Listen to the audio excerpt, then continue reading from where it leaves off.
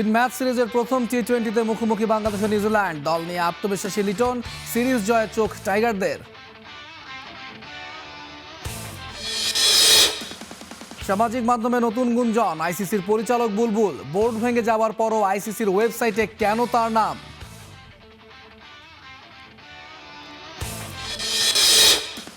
হামজা সমিতদের কোচের বয়স হবে 50 থেকে 60-এর মধ্যে। 270 থেকে 26 জনকে বাছাই করেছে বাফুফের বিশেষ কমিটি।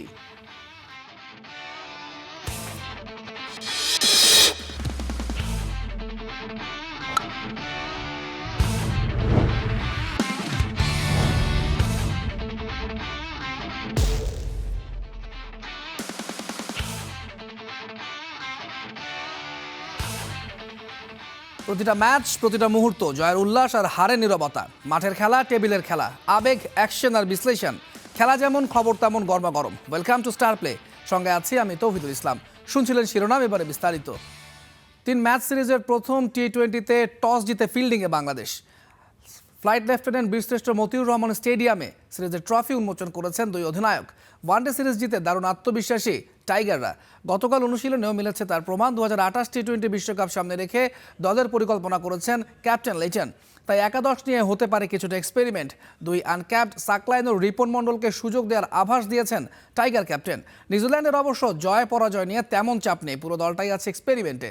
টি-20 বিশ্বকাপের ফাইনাল খেলা কোনো ক্রিকেটারই সিরিজে রাখেনি দলটা। তবে ম্যাচে পার্থক্য গড়তে পারেন ল্যাথাম, সধি, বেন সিয়ার্সের মতো অভিজ্ঞ ক্রিকেটাররা।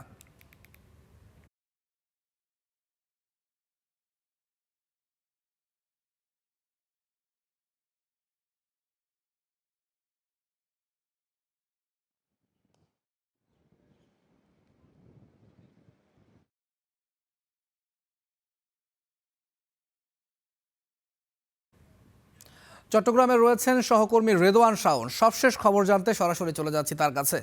রেদওয়ান, নিশ্চয়ই আমার কথা শুনতে পাচ্ছেন। টস জিতেছে বাংলাদেশ, জিতে ফিল্ডিং নিয়েছে। এই উইকেটে আসলে ফিল্ডিং নেওয়ার সিদ্ধান্তটা কেন? সকাল থেকে বৃষ্টি ছিল সে কারণে, নাকি আমরা জানি যে চট্টগ্রামের উইকেটে প্রথম দিকে কিছুটা সুবিধা পেয়ে থাকে বোলাররা, সেটাই কাজে লাগানোর চেষ্টা? তবে যেটা বললেন যে আমরা একেবারে এমন টাইমে আসলে লাইভে এসেছি, টসের আপডেটটা সাথে আমি একাদশটা নিয়েও আলোচনা করতে চেয়েছিলাম, বাট টসটা হয়ে গেছে। জাস্ট টসটা নিয়ে আমরা যেটা জেনেছি, বাংলাদেশ প্রথমে টস জিতে ফিল্ডিং নিয়েছে। এখানে ফিল্ডিংয়ের মেইন কারণটা হলো চট্টগ্রামের যে উইকেটের ধরন, সেই ধরনে আসলে প্রথমে যারা বল করে বোলাররা সেক্ষেত্রে হচ্ছে বাতাসটা ইউজ করতে পারে, এবং একই সাথে পিচ যেহেতু একেবারে ফ্রেশ থাকে, বলের মুভমেন্টটা বেশি থাকে। এটাই আসলে প্রথম পাওয়ার প্লেটা, বিশেষ করে পাওয়ার প্লেতে ব্যাটিং পক্ষের জন্য একটু কঠিন হয়ে যায় রান তোলাটা। সেক্ষেত্রে বাংলাদেশ নিশ্চয়ই সেই পরিকল্পনাটা নিয়ে নেমেছে, এবং একাদশটা যদি আমি আপনাকে জানাতে পারতাম তাহলে হয়তো আরও একটু ক্লিয়ার হওয়া যেত যে বাংলাদেশের পরিকল্পনাটা কী। যেহেতু একেবারে 11th আওয়ারেই আমাদের যে লাইভটা, একই সাথে টসটা হয়েছে, যার কারণে আমি হয়তো মাঠের আপডেটটা আপনাকে দিতে পারছি না। তারপরও মনে হয় যে বাংলাদেশ প্রথমে টস করার ফিল্ডিং করার মেইন কারণটা হলো ওই বোলিংয়ের যে অ্যাডভান্টেজটা, ওই অ্যাডভান্টেজটা নেওয়া। তবে একটা বৃষ্টি আবহাওয়া ছিল, এবং আউটফিল্ড কেমন দেখছেন? রোদ তো এখন উঠেছে, আউটফিল্ড কি শুকিয়েছে নাকি কিছুটা স্লো থাকবে প্রথম দিকে? না, বৃষ্টি আসলে ওই যে সকাল 9টা থেকে 9:30 পর্যন্তই বৃষ্টিটা ছিল। তারপর থেকে আসলে আমরা জানি চট্টগ্রামের আউটফিল্ডে যে ড্রেনেজ ব্যবস্থা, এটা খুবই ভালো, এবং অন্যদিকে এই বৃষ্টিটা এসে হয়তো বা আউটফিল্ডের জন্য ভালো হয়েছে। কারণ আপনি জানেন যে চট্টগ্রামের আউটফিল্ড নিয়ে আমরা কথা হচ্ছিল বেশ কিছুদিন ধরে। ধূসর রং কিংবা এখানে পানির অভাবে যেভাবে ঘাসগুলো মরে যাচ্ছিল, সেক্ষেত্রে বৃষ্টিটা হয়তো বা একটা নিয়ামক হিসেবে এসেছে যে বাংলাদেশের এই আউটফিল্ডটা এখন কিছুটা ফাস্ট হবে, যেহেতু পানি পেয়েছে। ঘাস যেগুলো রয়েছে মাঠে, সেই ঘাসগুলো কিছুটা সজীবতা ফিরবে। তারপরে মনে হয় বৃষ্টিটার এখন যেহেতু কোনো বৃষ্টিটা শোকানোর জন্য যে নির্দিষ্ট যে সময়টা, সেই সময়টা মাঠটা পেয়েছে। তারপরেও একটা ভয় রয়েছে যে আবহাওয়া ওয়েদার যে আপডেটটা, সেই আপডেট কিন্তু বলছে সময়ের সাথে সাথে বিকেল নাগাদ আবারও বৃষ্টির সম্ভাবনা রয়েছে। এবং এই মুহূর্তে কিন্তু চট্টগ্রামের যে আকাশটা, এই আকাশেও কিন্তু যথেষ্ট মেঘলা আকাশ। সো বলা যায় না আসলে ম্যাচটা আবার কার্টেল ওভারে যায় কিনা, ওভার কমানো হয় কিনা, কিংবা ম্যাচটা শেষ পর্যন্ত মাঠে গড়ালেও সেটা শেষ পর্যন্ত শেষ হতে পারে কিনা, এ নিয়েও কিন্তু যথেষ্ট সন্দেহ রয়েছে। তাহিদ, রেদওয়ান, আপনাকে অসংখ্য ধন্যবাদ। থাকুন সেখানে, নিশ্চয়ই পরবর্তীতে আপনার মাধ্যমে আমরা দর্শকদের আরও আপডেট জানাতে পারবো। চট্টগ্রাম থেকে আমাদের সঙ্গে যুক্ত ছিলেন সহকর্মী রেদওয়ান শাওন, জানাচ্ছিলেন বাংলাদেশ নিউজিল্যান্ড প্রথম টি-20 সবশেষ খবর। সামাজিক যোগাযোগ মাধ্যমে নতুন করে চাউর হয়েছে, আইসিসির বোর্ড অফ ডিরেক্টর হয়েছেন আমিনুল ইসলাম বুলবুল। আইসিসির ওয়েবসাইটেও ঘেটেও পাওয়া যায় তার নাম, কিন্তু তার বোর্ড বিলুপ্ত হওয়ার পরও কিভাবে আছে বুলবুলের নাম? আসলে সত্যটা কি? মামুন রশিদের রিপোর্টে বিস্তারিত। এনএসসির তদন্ত রিপোর্টের পর বিলুপ্ত করে দেয়া হয় আমিনুল ইসলাম বুলবুলের বোর্ডকে। সেদিনই বোর্ডের দায়িত্ব নেন তামিম ইকবাল। কিন্তু আইসিসির ওয়েবসাইটে বোর্ড অব ডিরেক্টরদের লিস্টে বাংলাদেশের পাশে এখনও আছে আমিনুল ইসলাম বুলবুলের নাম। নিয়ম কি বলে? নিয়ম বলে আইসিসির পূর্ণ সদস্য দেশগুলোর প্রতিটি দেশ থেকে একজন করে নাম থাকে আইসিসির বোর্ড অফ ডিরেক্টর লিস্টে। সেখানে বর্তমান বোর্ডের সভাপতি কিংবা সভাপতির দেয়া কোনো নাম থাকতে পারে। এই মুহূর্তে বাংলাদেশ ক্রিকেট বোর্ডের সভাপতি তামিম ইকবাল। প্রশ্নটা এখানেই, নাম থাকার কথা তামিম ইকবালের, কিন্তু সেখানে আমিনুল ইসলাম বুলবুলের নামটা কেন? এর পেছনে গাফলতিটা আইসিসিরই। এখনও পর্যন্ত ওয়েবসাইটের তথ্য হালনাগাদ করেনি বিশ্ব ক্রিকেটের নিয়ন্ত্রণ সংস্থা। তাই তো আগের বোর্ডের আমিনুল ইসলাম বুলবুলের নাম এখনও রয়ে গেছে বোর্ড অফ ডিরেক্টরের তালিকায়। শুধু বাংলাদেশের ক্ষেত্রেই নয়, ভারতের ক্ষেত্রেও তথ্য হালনাগাদ করেনি আইসিসি। মিঠুন মানহাস বিসিসিআইয়ের বর্তমান প্রেসিডেন্ট হলেও আগের বোর্ডের দেবজিৎ সাইকিয়া ও রজার বিনের নাম এখনও বোর্ড অফ ডিরেক্টরের তালিকায় রেখে দিয়েছে আইসিসি।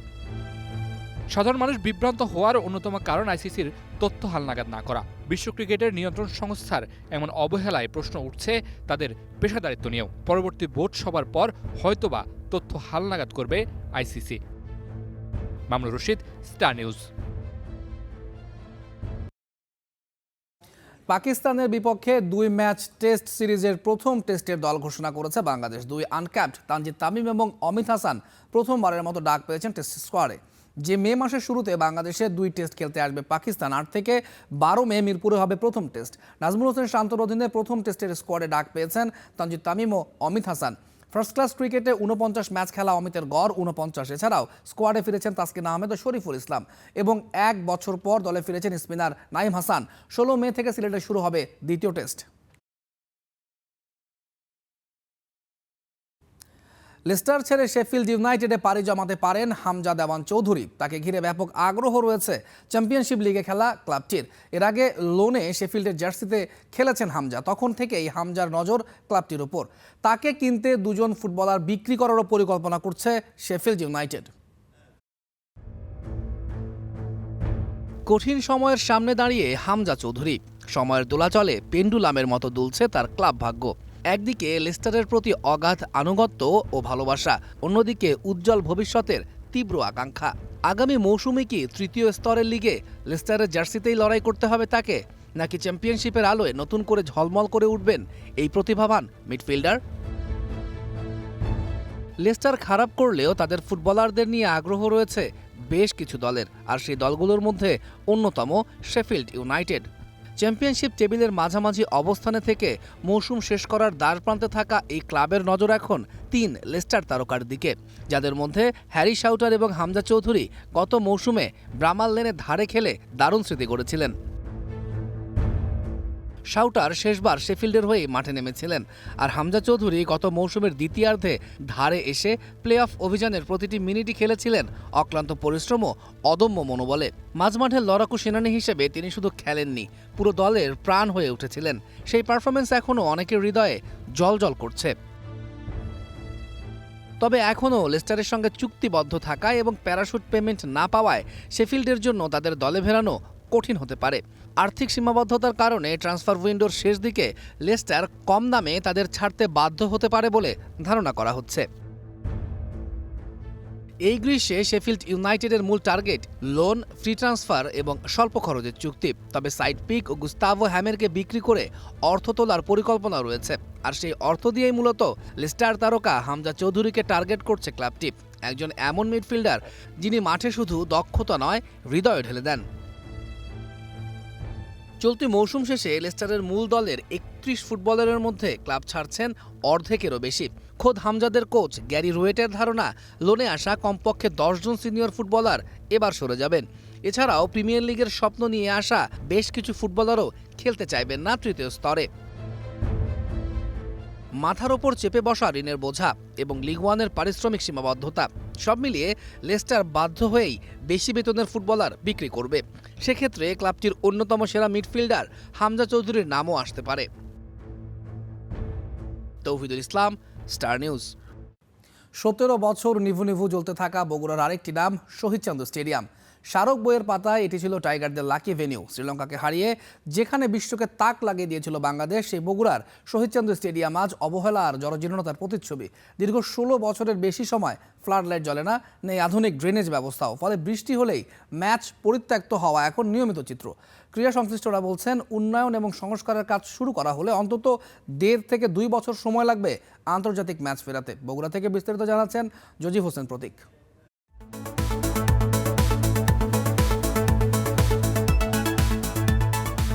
স্মারক বইয়ের পাতায় চোখ বুলালে মনে হবে এটি কোনো বিশ্বসেরা ক্রিকেট ভেন্যু। ক্লাইভ লয়েড থেকে শুরু করে ওয়াসিম আকরাম, মহেলা জয়াবর্ধনা কিংবা ইংল্যান্ডের রবি বপরা বগুড়ার এই শহীদচাঁদ স্টেডিয়ামকে প্রশংসায় ভাসিয়েছেন কিংবদন্তিরা।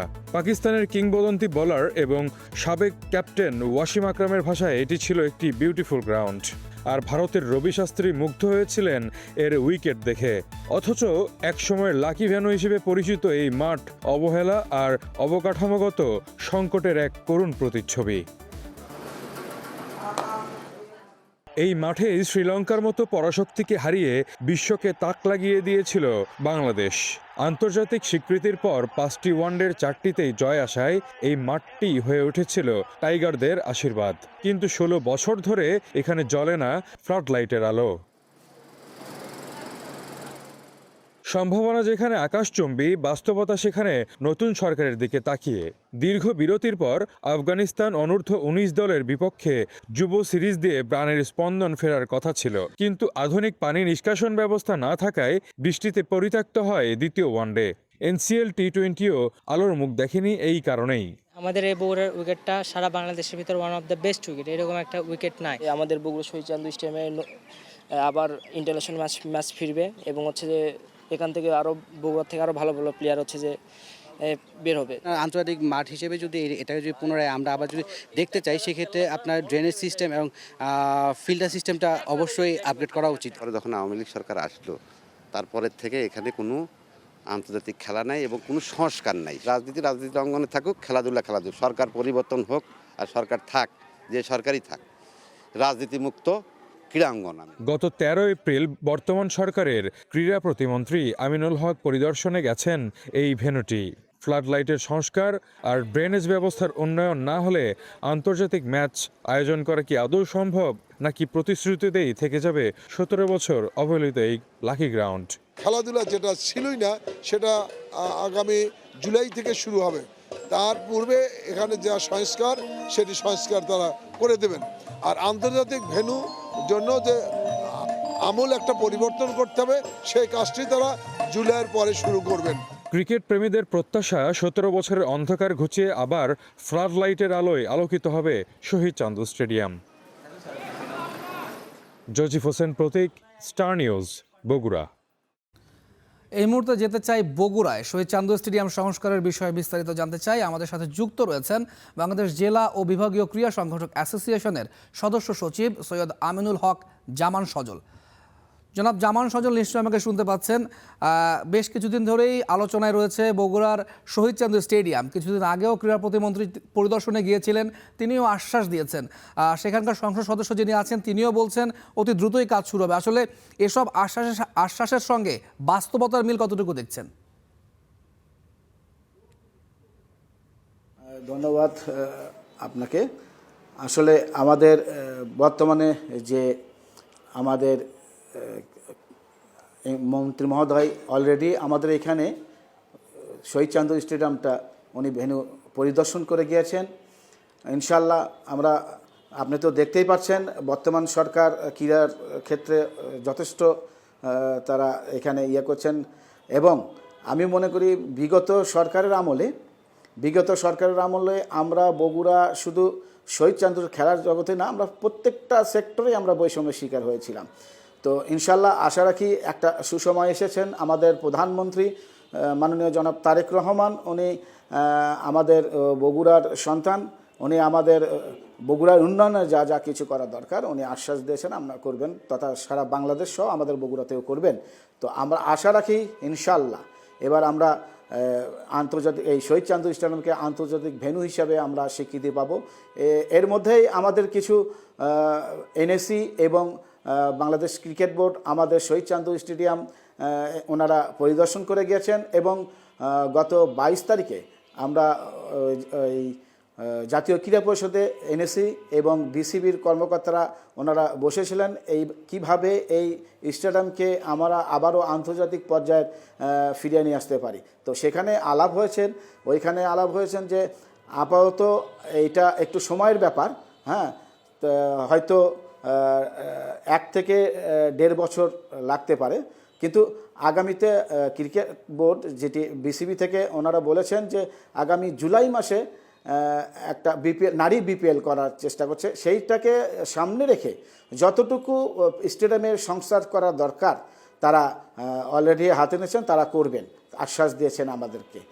আর মোটামুটি আমরা আবারও স্মরণ করছি আমাদের মরহুম আরাফাত রহমান, দেশের বরেণ্য ক্রীড়া সংগঠক।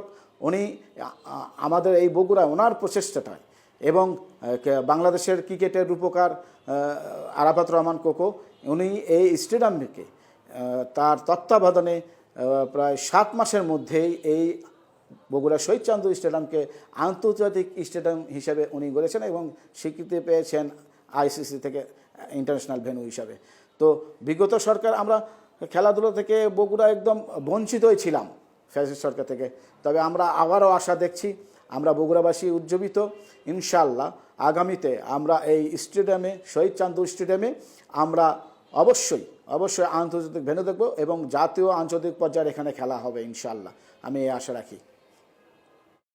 আমিনুল হক জামান সজল, আপনি একজন ক্রীড়া সংগঠক এবং বাংলাদেশের জেলা এবং বিভাগীয় ক্রীড়া সংগঠক অ্যাসোসিয়েশনের সদস্য সচিব। উত্তরবঙ্গের জন্য শহীদ চান্দু স্টেডিয়ামটা আসলে কতটা গুরুত্বপূর্ণ বলে আপনাদের মনে হয়? অবশ্যই গুরুত্বপূর্ণ, যেহেতু উত্তরবঙ্গের প্রবেশদ্বারই হচ্ছে বগুড়া জেলা এবং আপনি দেখেন এই যে আমাদের উত্তরবঙ্গে এই 16টি জেলা আছে, তার মধ্যে মধ্যস্থতল এবং এই বগুড়া শহরটিকেই, এখান থেকে আপনি রাজশাহী বলেন, দিনাজপুর বলেন, একদম মিডল পয়েন্টে এই বগুড়া। অতএব এই বগুড়া জেলা অত্যন্ত গুরুত্ব বহন করে সব ক্ষেত্রেই আমাদের এই বগুড়াটাকে। জনাব সৈয়দ আমিনুল হক জামান সজল আমাদের সঙ্গে যুক্ত হওয়ার জন্য আপনাকে অসংখ্য ধন্যবাদ। নিশ্চয়ই পরবর্তীতে আমরা আপনার মাধ্যমে আরও আপডেট জানতে পারবো এবং শহীদ চান্দু স্টেডিয়াম আন্তর্জাতিক মর্যাদা ফিরে পাবে। আপনার পাশাপাশি দেশের ক্রীড়াপ্রেমী সবাই সেটা প্রত্যাশা করে, আমরাও সেটা প্রত্যাশা করি। আপনাকে আবারও ধন্যবাদ জানাচ্ছি। আমাদের সঙ্গে বগুড়া থেকে যুক্ত ছিলেন বাংলাদেশ বিভাগীয় জেলা এবং বিভাগীয় ক্রীড়া সংগঠক অ্যাসোসিয়েশনের সদস্য সচিব সৈয়দ আমিনুল হক জামান সজল। জানছিলাম শেখ বগুড়া শহীদ চান্দু স্টেডিয়ামের সবশেষ খবর। হামজা সমিতির কোচ হতে বয়স হতে হবে 50 থেকে 60 বছরের মধ্যে এবং থাকতে হবে এশিয়ান কোচিং করার অভিজ্ঞতা। আবেদন পড়া 270টি সিভি থেকে এসব যোগ্যতা দেখে 26 জনকে বাছাই করেছে বাফুফের বিশেষ কমিটি। ইউরোপ ও লাতিন আমেরিকান ছাড়াও সেখানে জায়গা পেয়েছেন বাংলাদেশি কোচ জুলফিকার মাহমুদ মিন্টু। এছাড়াও গোলকিপিং কোচের জন্য জমা পড়া 19 জন থেকে 10 জন বাছাই করা হয়েছে। তালিকায় আছেন একজন বাংলাদেশি। 50 থেকে 60 বছর বয়সীরা প্রাধান্য পেয়েছেন বাফুফের পছন্দের কোচের তালিকায়। সেই হিসাব করলে সবচেয়ে বেশি আলোচিত বেয়ার্ন স্টার্ক বাদ পড়ে যাওয়ার সম্ভাবনা প্রাথমিক বাছাইয়েই, কারণ জার্মান এই কোচের বয়স এখন 63 বছর। 66 বছর বয়সে কার্লো আনচেলত্তি হাল ধরেছেন 5 বারের বিশ্ব চ্যাম্পিয়ন ব্রাজিলের। সেখানে বাফুফের কোচ নির্বাচনে বয়সের যেন অদ্ভুত নিয়ম। এছাড়াও সবচেয়ে বেশি গুঞ্জন ছিল ব্রাজিলকে অলিম্পিকে সোনা জেতানো কোচ রোজারিও মিকেলকে নিয়ে। তবে তিনি যদি আবেদন করেও থাকেন তাহলে বাদ পড়ে যাওয়ার সম্ভাবনা প্রাথমিক বাছাইয়েই, কারণ বাফুফে চায় এশিয়ায় কোচিং করিয়েছেন এমন অভিজ্ঞতা সম্পন্ন কোচ, জানেই নেইমার জেসুসদের সাবেক এই কোচের। আবেদন পড়া 270টি সিভি থেকে বাফুফের বিশেষ কমিটি বাছাই করে 26 জনকে নির্বাচিত করেছেন। এই তালিকায় ব্রাজিল, জার্মানি, নেদারল্যান্ডস, স্প্যানিশ ছাড়াও আছেন স্থানীয় কোচ জুলফিকার মাহমুদ মিন্টু। বিগত দিনে আমাদের কোচ যারা ছিলেন তারা ম্যাচের ভিতরে টেকনিক্যালি সাউন্ড না, কোন সময় কোন প্লেয়ার চেঞ্জে আনা উচিত এবং টিমের প্রেশারে কোচদের প্রেশারটা নিতে পারে কি না, এক্সপিরিয়েন্সটা দরকার আছে, সেই দিকে আমরা চিন্তা করেছি। হেড কোচের পাশাপাশি গোলকিপিং কোচের জন্য 19 জন আবেদন করেছেন, সেখানেও বাছাই করে 10 জনকে রাখা হয়েছে। এই তালিকাতেও আছেন বাংলাদেশি কোচ নুরুজ্জামান নয়ন। একটা বাছাই করছি বাংলাদেশে একজন কোচ আছেন এবং গোলকিপার কোচের প্রো লাইসেন্স ওনারা আছে, এ পর্যন্ত আসছে তো থাক, এটা টোটালি ফাইনালি সিদ্ধান্ত নেবে আমাদের হলো প্রেসিডেন্ট। কোচের আবেদন প্রক্রিয়া এখনও শেষ হয়নি, 30 তারিখ পর্যন্ত চলবে। এর মধ্যে যদি আরও কেউ আবেদন করেন, তারা যদি বাফুফের শর্ত পূরণ করতে পারেন, তাহলে এই 26 জনের সাথে যুক্ত হবেন। ইয়াসির আরফাত সবুজ, স্টার নিউজ। এবারে হকি। প্রথমবারের মতো এশিয়ান গেমসের মূল পর্বে খেলার যোগ্যতা অর্জন করেছে বাংলাদেশ নারী হকি দল। এ জয় এশিয়ান গেমস বাছাই পর্বের সেমিফাইনালে উঠেছে তারা। ড্র করলে এশিয়ান গেমসের মূল পর্বের টিকিট নিশ্চিত হতো বাংলাদেশ নারী হকি দলের, কিন্তু মেয়েদের লক্ষ্য ছিল জয় দিয়ে গ্রুপ পর্ব শেষ করা। তাদের লক্ষ্যটাই পূরণ হয়েছে। রবিবার হংকং চায়নাকে 2-1 গোলে হারিয়ে সেমিফাইনালে জায়গা করে নেওয়ার পাশাপাশি প্রথমবার এশিয়ান গেমসেও নাম লেখালেন লাল সবুজের প্রতিনিধিরা। এবছর সেপ্টেম্বরে অক্টোবরে জাপানে হবে এশিয়ান গেমসের 20তম আসর, যেখানে এই প্রথম বাংলাদেশ পুরুষ হকি দলের পাশাপাশি নারী হকি দলও অংশ নেবে।